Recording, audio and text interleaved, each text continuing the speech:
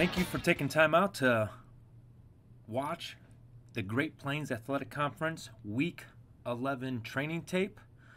In this week's training tape, we're going to do it a little bit different. We're going to record it via YouTube and share it with the coaches, officials, and have it open to the general public for the education of college football mechanics, philosophies, and rules. Before I get started on the plays, I want to thank Monty Tilsner throughout not only this season but the previous seasons for breaking down these clips, and I am sure he will be back again next season.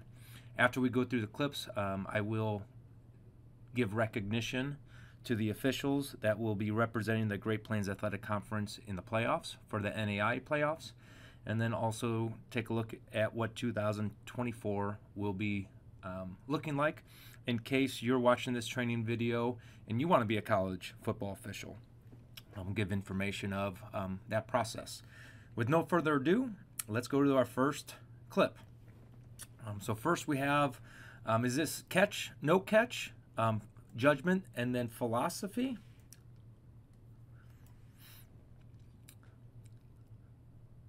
All right, so we have possession, but did that receiver become a ball carrier? And did they complete that whole entire process of a catch to avoid the ruling of a fumble? Philosophy, when in doubt, wipe it out, incomplete pass. We did call this a pass to fumble, and now we have some fun extra stuff going on. Great job by the H&L. We have reverse mechanics. So when we have a change of possession, the H&L, you're sprinting the other way. The F&S, you are coming up, and now you have the responsibility of forward progress. So good job by the H&L recognizing that. And when we talk about reverse mechanics, F&S, since you take on the responsibility of the short wings, we want to punch this pass backwards, and we want to hold that arm up until the ball is clearly possessed, and then we have another backwards pass. All right, this is probably the closest ruling on the backwards pass. So we released it at the 40 and it was touched behind the 40. Again, this would be clearly and big enough to rule this a backwards pass and not make this a foul for illegal forward pass. Continue to go. As you could probably pick up right now, this is the end of the half, right? Hence the backwards passes. All right, so we have to really, really dead ball officiate. We don't have to worry about clock status. We don't have to worry about ball mechanics. The only thing we have to worry about here is separating players, getting them to the sideline / locker rooms without any unsportsmanlike behavior. Let it play out. All right, as we see, we don't have that sense of urgency. All right, so we have one little shove here after the play. All right. And then we have another shove with the flag coming up there. All right, go back to that second shove. And the note on this second shove is you don't want to be fooled. All right, so this second shove is much smaller than the first one. We let the first one go, right, wrong, or indifferent.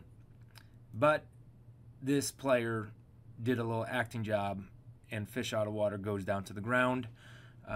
So I think we got fooled on this second one, especially since we didn't call that first shove, which was much larger. But we did call it, so correctly enforced at the beginning of the second half.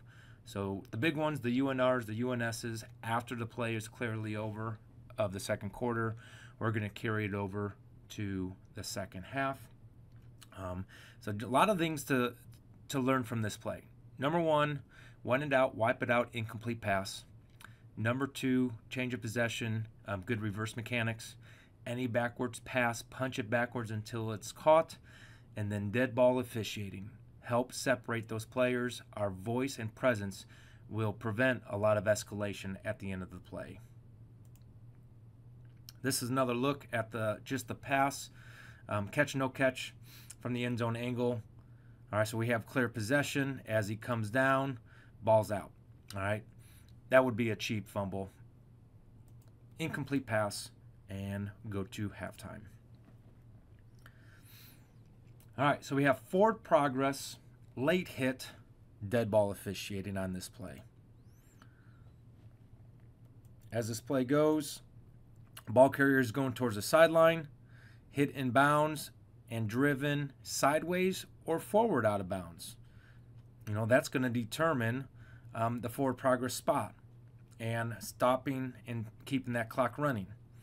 All right, then we'll talk about the dead ball officiating. All right, so here we go. Tackle starts inbounds, and just going off the big line, it looks like the 11-yard line.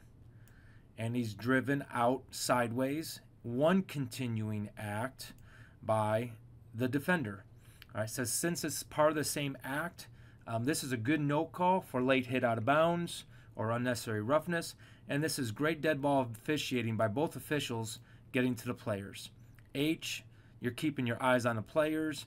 Deep wing, you're getting in there and separating the players. So this is very good dead ball officiating. And then when it comes to, are we going to rule this forward progress in bounds or out of bounds, the judgment is he was clearly stopped in bounds as that player was being driven out of bounds. If it was backwards or sideways, we want to keep this play alive. If it's forward, now we would want to kill the clock. All right, so I'll use the 5x5 axiom. When it's under 5 minutes in a 2-possession ball game, when in doubt, he was driven out forwards. Above 5 minutes in either half or above 2-score possession ball game, which is 16 points or more, all right, when in doubt, he was driven sideways. Let's keep that clock running.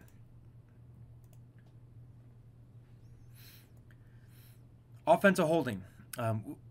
We have to get these. We're not going to worry about time and score on these type of offensive holdings. If we don't get these grab and jerks, it's by number 64 here, and the end zone angle is going to be better. It's going to be escalation on that defensive player. Now we get hands to the face or late shoving after the ball's away. So this is just too egregious no matter what time and score.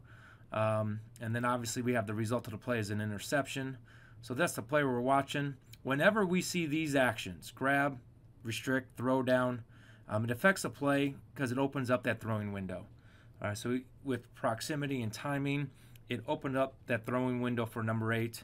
This is offensive holding every single time. Since it's an interception, penalty will be declined. We have 1st and 10 for the defense at position number 5. All right, so we're going to have a fake punt here. Remember the rule exception on DPI. If the offense makes this look like a punt, we're not going to have that same threshold of DPI. All right, because if they're treating it like a punt and they're blocking each other like it's a punt, we can't call early contact not playing the ball. That's just a reminder. That's not what happens on this play. We clearly see defender and receiver both know this is a fake. All right, so DPI rules are now in effect exactly the same. All right, as this play goes, we got a catch. We have a defenseless player here still because he cannot defend himself. All right, now we have a hard hit. All right, so this is a potential target. And the purpose of this training tape is when in doubt, if you have a target or not on a defenseless player, yes, we want you to throw the flag to have a conversation. All right, the official that threw the flag, give your information. What was your high-risk indicator? All right, in this one, we don't have a high-risk indicator. We don't have a crouch. We don't have a launch. We don't have lowering of the helmet, leading with the crown of the helmet. All right, but it's easy to say now while watching it on film. But again, slow each other down. All right, this is what I have for targeting. Other officials ask the questions. All right, what was the high-risk indicator? All right, we don't have a high-risk indicator. And then the second part of targeting here is the head and neck area. All right, so we do have a high hit, definitely high hit, but it's not with the crown. The helmet is actually to the side, and it's actually shoulder to shoulder. All right, so this would be no targeting, but a good one to have a flag down on, to have a crew consultation of who saw the hit, slow each other down, get the category, get the high risk indicator, and give the action that would have put targeting on this play. Next play, roughing the kicker. Is it? So the kicker gets protection as long as he stays in the tackle box. You're going to see this kicker now leave the tackle box. Hard hit after the kick, hits the ground hard, almost flips over. But this is not roughing the kicker, all right? Because once he gets outside the tackle box, he now becomes a ball carrier. The defense does not know if he's going to kick the ball or not kick the ball. All right, so the only thing that we would have here is a late hit, not roughing. So since the proximity and timing of it, he's already doing a wrap-up tackle as that ball is contacting the foot. This is legal contact on a ball carrier. So the crew did have a flag. I will say the crew then discussed the contact and correctly picked it up and waved it off. So again, good job of when in doubt, safety play, having a flag down, and good job with crew communication with confirming the rule and getting the call right. Is this kick catch interference or blocked into? Another play. Purpose is how we need to work together as a crew and crew communication to put the pieces of the puzzle together. So we are going to have a fair catch signal, which you're going to see on the other angle. This is the block in question. So right now the back judge has a fair catch signal. He is now watching the receiver catching the ball, and he will see this defender / kicker come into the area of the receiver, but the kickers must give an unimpeded opportunity to make this catch. So that's what the back judge is thinking. Got a fair catch signal, have to have an unimpeded opportunity to make the catch. Obviously, he is now within the area, turns the receiver, so that's not an unimpeded opportunity to make the catch. Did he make the catch? Yes. But the back judge does his job. Does a good job seeing the fair catch, does a good job throwing the beanbag where the ball is caught, and does a good job of throwing the flag. Now, let's take a look at the other angle. Working together as a crew, piecing the puzzle. There's the wave, fair catch. There was a little contact by number 32 here. But just like a block in the back, number 19 is going full throttle. Just one little contact is going to propel him forward into his teammate. This is big enough to be considered a block. So now we have a block forcing the contact, forcing the opponent into the area of unimpeded catch. So the deep wing did a great job here of bringing information in that this was blocked into, and the crew correctly, once again, picked up the flag after putting the pieces of the puzzle together. So good job of one, seeing your responsibility, putting the flag down, and then two, opening lines of communication, taking information to get the call correct. All right, DOF or false start. All right, so we have 2nd and 7. So these linemen, their helmet might be at the ball. They might be behind the ball. I'm not going to say the officials got it definitely correct or definitely incorrect. The purpose of this training tape, though, is understanding the rule and philosophy. All right, so the rule. If the defense does not enter the neutral zone and the offense reacts, the offense is not protected. Okay, the rule of DOF with an offensive reaction is the defense has to enter the neutral zone. So our threshold or philosophy of entering the neutral zone or not, if they're a half yard off the ball, that forward movement does not automatically put them into the neutral zone. Now, if their head is on or even with the ball on this play, and that helmet goes beyond the ball and they're in the neutral zone, then yes, DOF. All right, so here we go. We have forward movement. If this forward movement is not into the neutral zone, offense is not protected for false start. If the defensive movement puts them into the neutral zone, then yes, this would be DOF, offensive reaction. All right, so that is the purpose of this training tape. Just going to go one more time.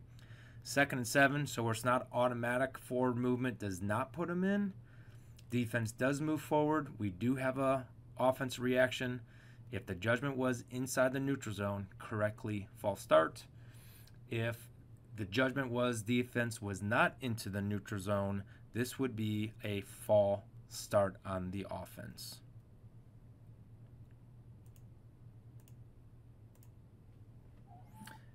Similar situation. Now we got goal line. Now the philosophy is we are tight to the line of scrimmage. Any forward movement by the defense will, by philosophy, put them into the neutral zone. So here we go, forward movement in the neutral zone, adjacent lineman reaction. This is DOF, all right, because the philosophy has changed. Goal line, tight, any forward movement puts them in. Defense move first, adjacent lineman. This is DOF, not false start.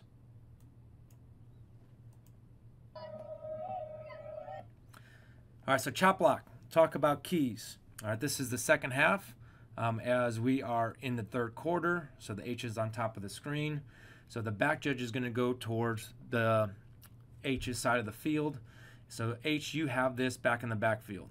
Referee, yes, the quarterback's our baby. Yes, this running back is our pre-snap, not post-snap. But whenever you have a running back going forward, keep an eye on him. Because if he's a blocker, you have the best look at it. If he becomes a receiver, the H will know if he's being held and preventing to run his route. Let's play it out. Turn off sound. This angle, does he slip? Was it an intentional block? We have a flag down. All right, so now let's take a look at the end zone angle. All right, so here's 22. This is going to be the running back going forward. This is not a slip. He is intending to go low. We have a high block followed by a low block. This is chop block. All right, so good job getting the flag down on this chop block.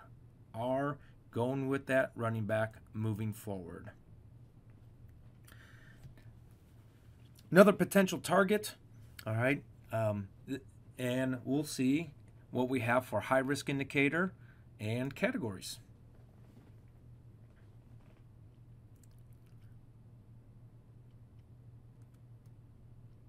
All right, clearly a ball carrier. All right, so a ball carrier is not a defenseless player. So the only type of targeting we could have here is crown of the helmet, forcible contact. So as we play this out, I know some officials will be like, well, this is a defenseless player because he's being wrapped up. All right, not being wrapped up, is wrapped up. This ball carrier is still moving forward. This does not make him a defenseless player right now because he is still moving forward, and the timing is just way too tight for this to be considered a defenseless player.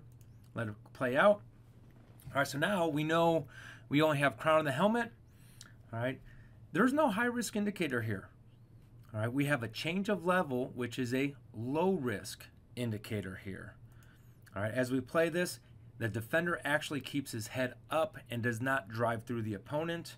All right, another great example. As a crew, when in doubt on targeting, throw your flag. Calling official, give the information of why you threw the flag for potential targeting. Any other official that has information on the play, let's confirm. Are we going 913, 914? All right. If we have any doubt that this player was not defenseless, all right, now we can only go crown the helmet. I don't have a high risk indicator. I actually have a low risk indicator of the change of level, and piece it together. When you're in these moments, our adrenaline's going because we understand the impact of the judgment. So let's take a deep breath. Let's really walk through step-by-step process of targeting. And if we can't confirm it on the field, all right, don't put the target on. If we can't unconfirm it on the field and the calling official is dead set that it is target, that's a great thing about halftime review. If it's the first half or second half target, it'll be reviewed by the conference. All right, so let's just slow down, share the information, and put the pieces of the puzzle together. All right, those are the training tape plays for the week. Now I want to take some time to recognize the postseason officials that will be nominated, that have been nominated for NAIA playoffs. So our 2023 playoff crews, referees are Randy Hagedorn and Andrew Fitzke. Umpires Tyler Fitzke and Seth Salker. Headline judge Aaron Duker and Matt Keno. Line judge George Finley, Bryce Kirkman. Field judge Chad Gordon, Zach Wevick. Side judge Greg Jennis, Rusty Keith. And then back judge Ryan Fries and Jack Marr. Congratulations to these 14 officials for the opportunity to represent not only themselves, but our whole entire staff and conference in the 2023 NAIA playoffs. Looking forward to 2024, our outlook for our current staff members and the officials out there that are looking to join our staff, whether it be a full-time staff or supplemental staff. In June, we'll have our football jamboree here in Omaha, Nebraska. As soon as I have the dates, I will send out information for registration. Our GPAC crews are released after the jamboree in June. And then this is where the preparation starts. When it comes from a supervisor, you know, I take a look at who is registering right away, who's got that motivation, that passion to let's get ahead of the curve. Test, the NAIA test, once open, get that completed. And then I also take a look at who is registering NCAA. So they're available to work NCAA conferences, but they're getting the additional educational material, rulebook, casebook, videos, weekly testing, because that plays a huge role in our success on the field, preparation for on the field, and it reflects the work that is seen by observers and film graders. Crew meetings, and then local meetings. So new officials who have the opportunity to get into the GPAC, you got to prepare for that in July. You can't be like, oh, sweet, I'm on GPAC staff. You're going to have to participate and make time to, whether it be Zoom or in-person crew meetings or Zoom or in-person local meetings. That is part of the preparation. We'll have staff meetings in August, and then either before or right after those staff meetings, the schedule will be released.